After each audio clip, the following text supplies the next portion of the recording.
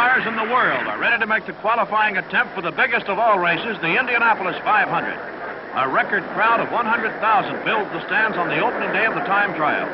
Only 33 of 65 hopefuls will earn a spot on the starting line by running fast competition. And tension builds as cars move out of the garages to race the clock. One of the first in line is veteran Jack McGrath. His car is marked number 2 for Jack's second place position in the 3A National Championship last year. Jack is his own chief mechanic, and he and his crew worked all winter putting his brand new roadster together. Here in this 2.5-mile laboratory, auto engineering and products are put to the test. This is one of the toughest and roughest rides in the world. Cars and drivers take a terrific pounding. Seat belt and shoulder harness are there not only for safety, but to keep the driver free to control the car without having to fight just to stay in it.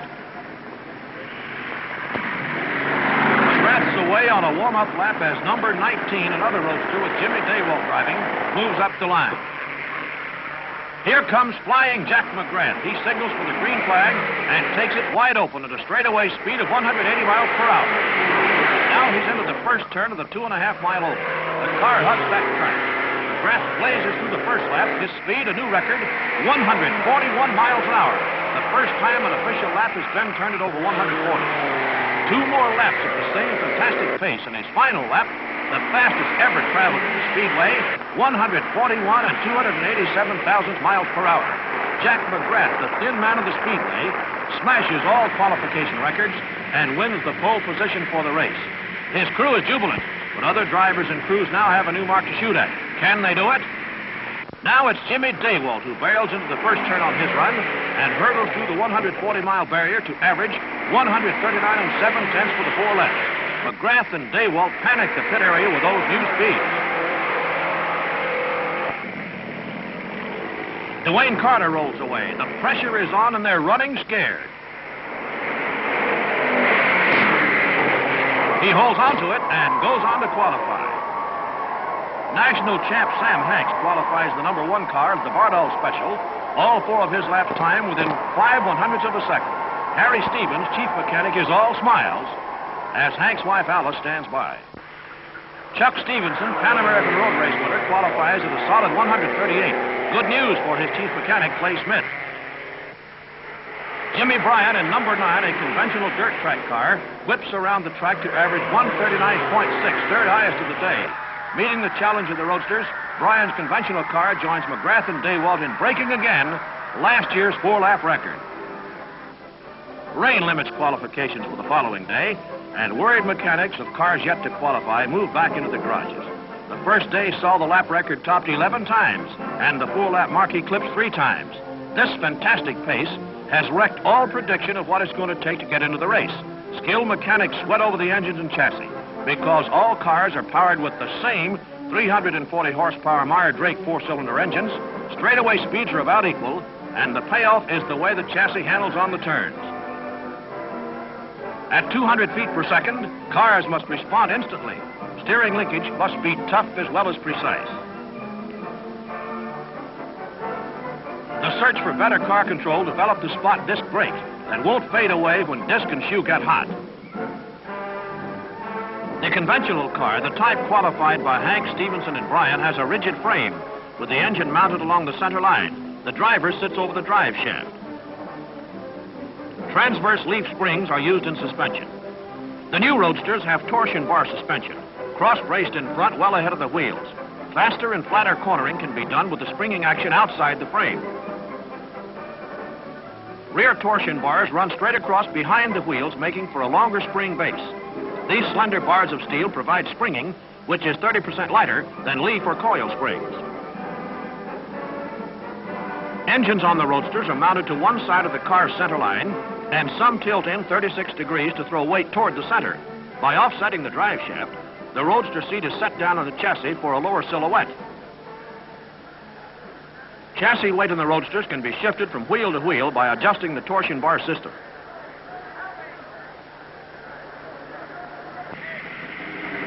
But time is running out, and the drivers take over to shake down the cars on the track.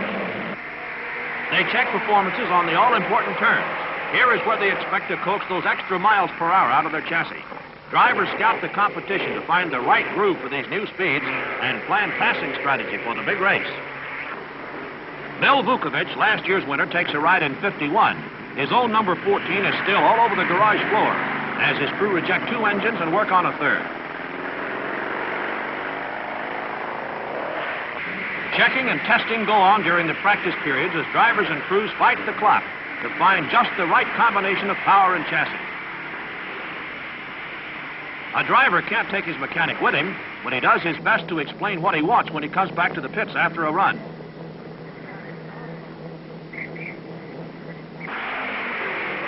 Finally, everyone is called in.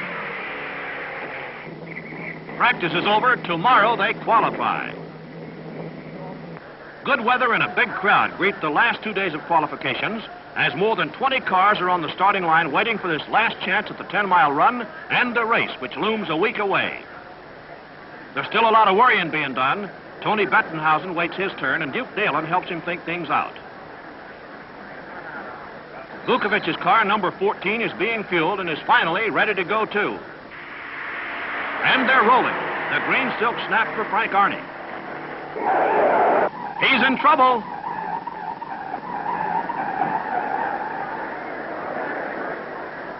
A wild merry-go-round, more than 5 city blocks long, that ends with the fuel tank 4 feet from the wall. Army's comment, well, there goes my early start. Vukovich is now at the starting line, unmoved by Army's spin, and he's away. Into a warm-up lap, and the green flag.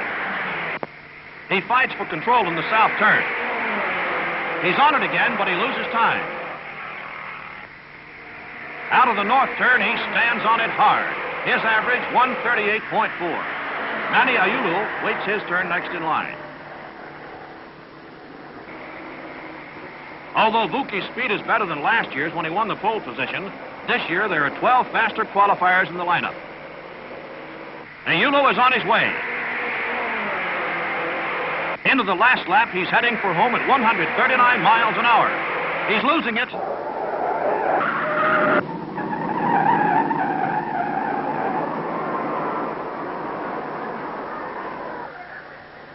Not a scratch on driver or car.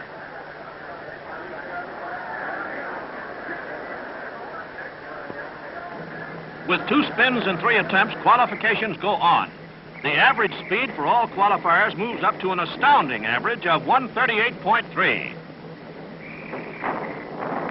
A total of 33 cars qualify, in the money for the time being, but there's another day of time trials coming up. Sunday, the last chance. Drivers and crews are pushing as they've never pushed before. More qualifiers barreling down the stretch.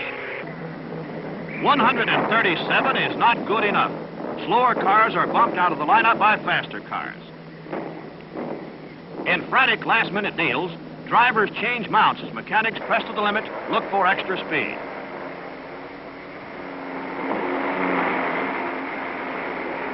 Near the end of the day, number 45 rolls out of the Bardall garage with Art Cross at the wheel.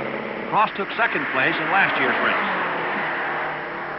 This is the end of a solid month of hard work for mechanic Harry Stevens.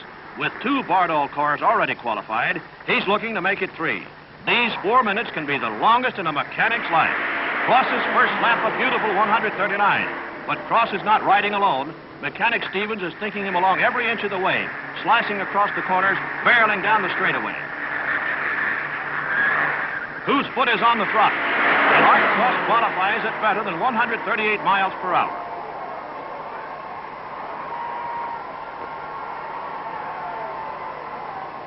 Happy drivers and their crews together turn in performance never before thought possible at the Speedway. Here is the racing team in action, mechanics who work a little harder and drivers who drive a little harder. In the final surge of frantic effort, 10 cars which had qualified are bumped by new qualifiers who continue to tear up the record book. Only 2 cars of last year would have made the lineup this year. The fastest field in Speedway history, qualifying at an average of 138.6 miles an hour, thrilled over 250,000 fans. But even as the crowds move out of the Speedway, work begins again in the garage area in preparation for the big show a week away. Cars must now be refitted to take the beating of 500 grueling miles, equal to 50,000 miles of highway driving. And so the work goes on around the clock as garage lights burn through the night. A final check is made on engines. These power plants are limited to 274 cubic inch piston displacement, non-supercharged, or 183 inches with supercharger. Every engine, before it's installed, is approved with a AAA contest board. These officials work 24 hours a day, supervising every phase of the race.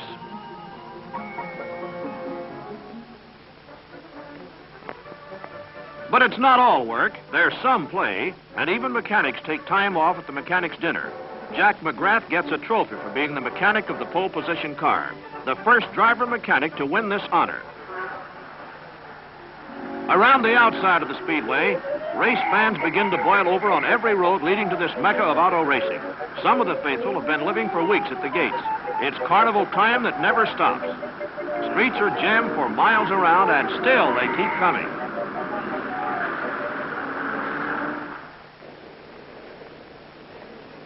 Race morning, 5 o'clock. There's the bomb. All gates swing open. Out of the pre-dawn darkness, in lines 50 blocks long, racing fans pour onto the infield.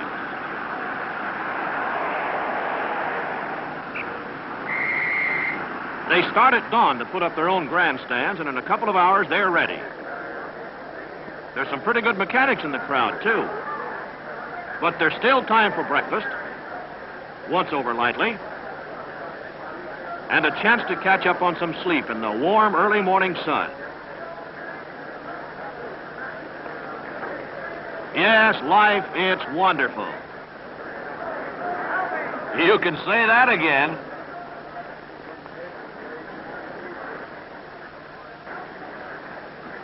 Everybody is going to the biggest picnic in the world. They weigh fried chicken by the ton at Indianapolis.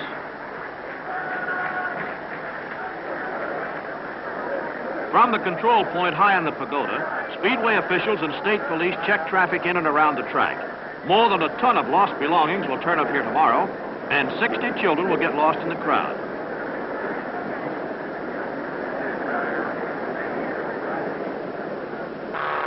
We're looking north from the air. The green patch on the right is a 9-hole golf course right next to the back straightaway. On the left is the main straightaway, the pits, garages, and the starting line. The first turn is in the left-hand corner.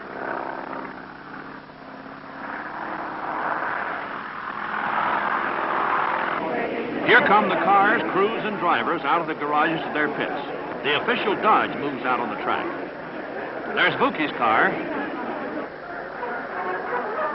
Here's Harry Stevens with 3 Bardol entries. All 33 cars line the pit wall from the pagoda down in order of qualifying speed. McGrath's number 2 is the first in line. It's in the pits where the race can be won or lost, and some crews run a last-minute practice pit stop.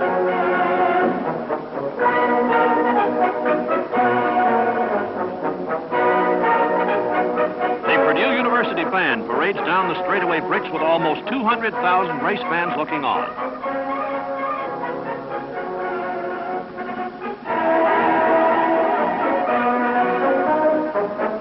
Out of the pits to the starting line. But it's more than just a car that these crews are pushing into position. There's months of work and sleepless nights and hopes. There's disappointment and success. Every member of the crew has his hands on the car, and if he could push it to the winner's circle, he would. 5 minutes before the start, and Bill Vukovich can smile. Manny Ayulo is ready. Fred Agabashian protects himself against the roar of wide-open engines. Art Cross takes in the sun, which Jack McGrath shuts out with his dark goggles. There's Troy Ruttman, winner in 1952. And there's Marie Wilson, the girl who will plant a kiss on the winner. This is a field day for the Bell and Howells. There go the balloons, time-honored tradition, preceding starting engines.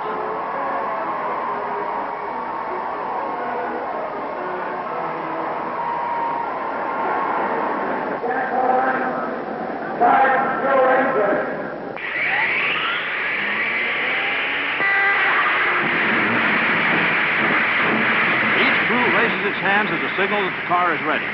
The Dodge pace car rolls out, and the field is away.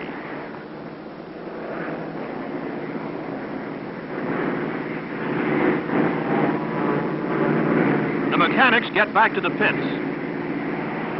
Here they come down the straightaway and into the first turn. Wilbur Shaw in the Dodge Pace car, driven by William C. Newberg, Dodge president.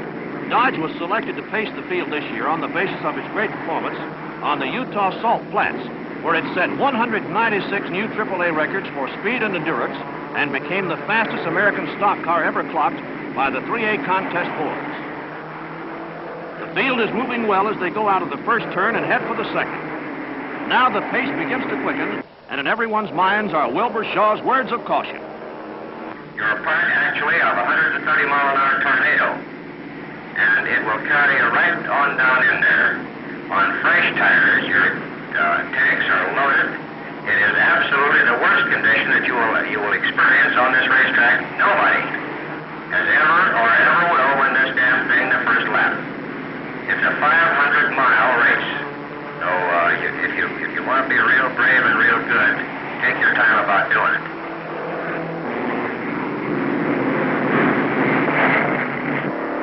Here they come. They're off. McGrath roars away, cutting across the field to first place. Thompson at 43 is right behind him, and Bryan in number 9 is third. Through the second turn, they're stringing out and settling into the groove. Out of the third turn, McGrath starts to move. Bryan is now second.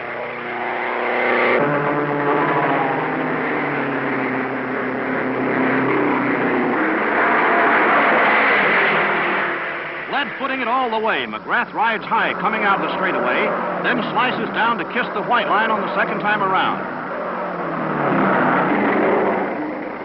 Troy Ruttman, 500 winner 2 years ago, charges his number 34 into 7th place.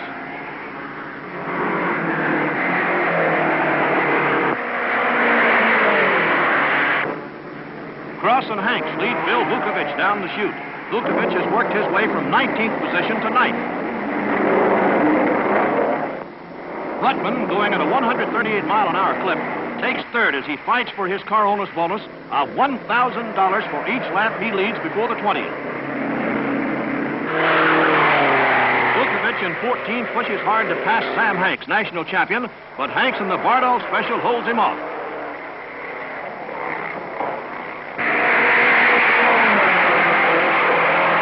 Just look at those boys drive. Ruttman pits on the 19th lap, leaving Bryan and number 9 alone to chase McGrath, now doing 138.8 miles an hour. 5 miles an hour better than any previous record for 20 laps. Vukovich is now 6th. Bob Scott, hard luck driver, bumped in the hectic scramble of last-minute qualifying, stands by Parsons' pitter's relief. His hands itch to get on the wheel. McGrath blazes through the 29th lap at 140.5 miles an hour. Fantastic. Bryan pits on lap 31 after trailing McGrath for 75 miles.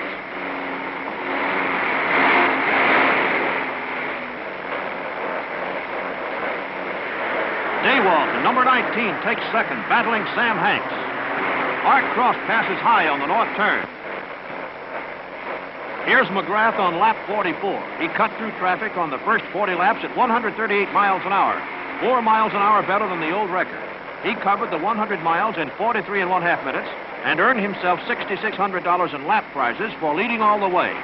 5 crewmen raced to change the tires and refuel as the seconds tick away. Marshall Teague, another victim of the bump, waits hopefully for a ride.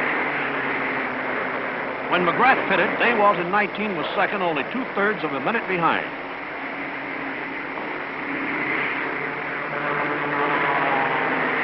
Now Daywalt makes his move, fighting off Art Cross in the Bardol Special to take first. McGrath rolls 4 tires and fuel in 50 seconds. Vukovich, passing inside on the turns, picks up those precious seconds. Daywalt in 19 holds the lead for 5 laps, but Art Cross in 45 battles him down the chute to take it away. Watch them hit that corner. Bryan in number 9 is coming up fast again.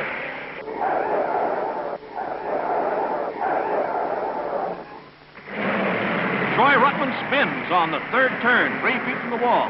A terrific recovery. He's all right. His hand in the air signals that he's headed for the pits. By holding to the rim, that tire probably kept Ruttman off the wall. Vukovich is now 3rd, only 4 seconds behind 1st place. Art Cross in 45 and Bardall teammate Sam Hanks in number 1 battle for the lead as Jimmy Daywalt pits.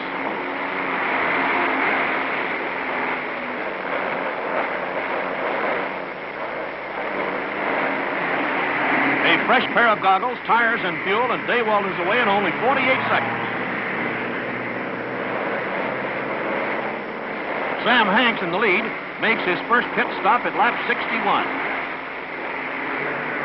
Vukovich rolls in, his face black with oil, slick, and tire dust. It's good for the track, but tough on the face.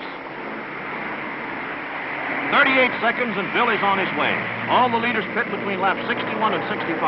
Here is where crew teamwork begins to show. The lead changes 7 times in 10 minutes as crews race the clock. Every man knows his job. Every muscle strains until that tank is filled. Those wheels are on, and that car is moving again. His job is done. Bryan, with an early pit stop, takes first. Parsons in number 15 is 3 seconds back. McGrath is third, and Vukovich right behind moves into fourth. Johnny Parsons stalls, leaving his pit after a stop on the 79th lap. AAA rules require a car to be started in its pits. Parsons, winner in 1951, gives way for the lead driver Bob Scott, who gets his big chance. But Scott has no better luck than Parsons. Number 15 stalls again, and it's out of the race. McGrath and Bryan tangle for first place. Vukovich, now third, is riding 9 seconds behind the leaders. Bryan pits for the second time on the 87th lap, and it's McGrath who grabs the lead. Bryan is losing time, and he hasn't any time to lose. Away in 41 seconds, but enough to drop him to fourth. McGrath and Vukovich a split second apart. On the 92nd lap, they head down the stretch. Here they come. And Vukovich grabs the lead. Bryan in 9 and Daywalt in 19 battle for third place. On the 101st lap, McGrath pits the second time. At the halfway mark, 31 cars of the starting field of 33 are still racing. Vukovich keeps a heavy foot on the throttle of number 14 as McGrath's crew works on the car. Daywalt pits with a loose hood fastener. Man, he wants to go. At the halfway mark, McGrath was only 7 seconds behind Vukovich. Now, with 2 pit stops to Vuki's 1, every second counts. He's rolling. No, McGrath stalls.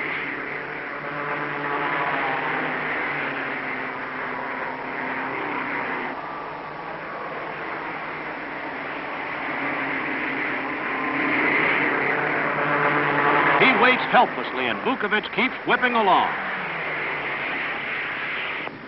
McGrath is on his way after a heartbreaking 1 minute 48 second stop. Daywalt still in his pit.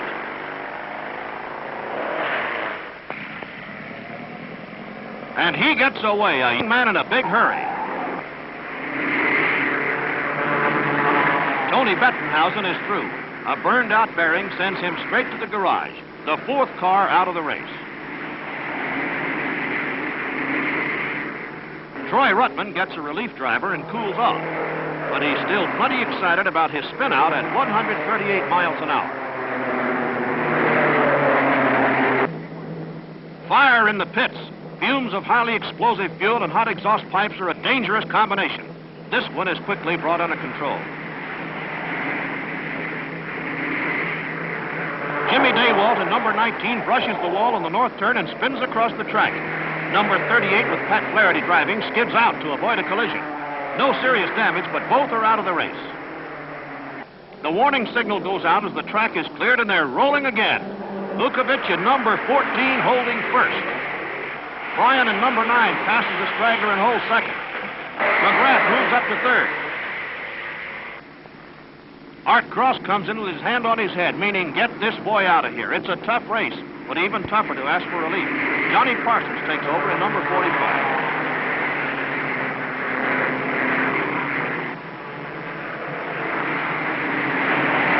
Cross was running third and driving a terrific race when he came in. After 300 miles, Vukovich is still holding first. Bryan is now 20 seconds behind him. Sam Hanks has had to drop out of number 1 because of the heat. Sam had his foot jammed to the firewall all afternoon in spite of a blistered heel He can still smile. Vukovich brings in number 14 for his second pit stop on lap 128. His pit is blocked by another car, but his crew set him right and go to work.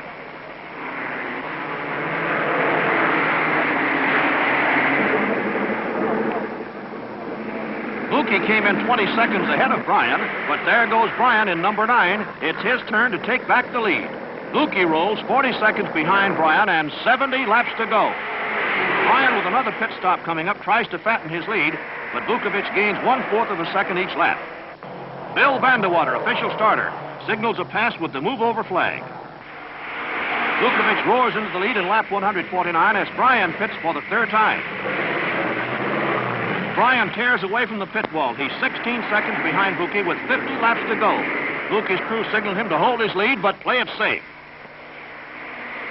Not Vuki, he's still charging. Brian comes blazing down the straightaway. He's not giving up.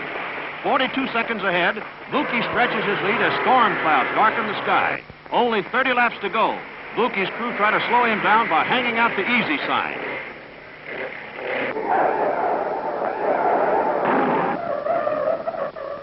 Number 35 gets away from Pat O'Connor. The caution signal goes on and on for 4 laps. Visibility is cut and gusts of wind make high speeds dangerous.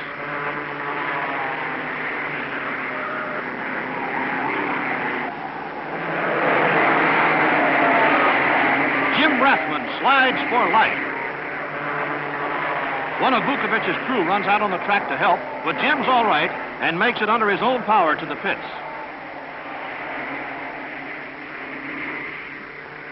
Bill Vandewater warns the field with a yellow flag. Look at those skid marks. With Vukovich still ahead and setting new speed records, Marie Wilson heads for victory lane. At lap 194, Vukovich has a full lap lead over Brian. 4 laps to go. Vuki's wife takes her place in victory lane. Lap 198, and Vuki's anxious crew is still trying to slow him down. In 1952, Vukovich rammed the wall 9 laps from victory. He's coming down the chute on the last lap. The checkered flag, Bill Vukovich wins. He took the checker only 70 seconds in front of second place Brian and 79 seconds ahead of third place McGrath. Vuki made only 2 pit stops, as against 3 for Brian and McGrath. The margin of victory was in the pits. And a big hug and a kiss go to mechanics Frank Kuhn, Jim Travers, and Jack Buckley from Vuki's wife. Vuki takes a triumphal turn down the straightaway to victory lane. Here he is, and his crew is still trying to slow him down. This is the end of the ride, and a great ride it was, too. 500 miles in 3 hours, 47 minutes, at an average speed of 130.84 miles per hour. A new record in a race that saw more new records than any other 500. With a purse of $75,000, Vuki becomes the biggest money winner in Indianapolis history, and the 3rd driver ever to win the fantastic 500 2 years in a row.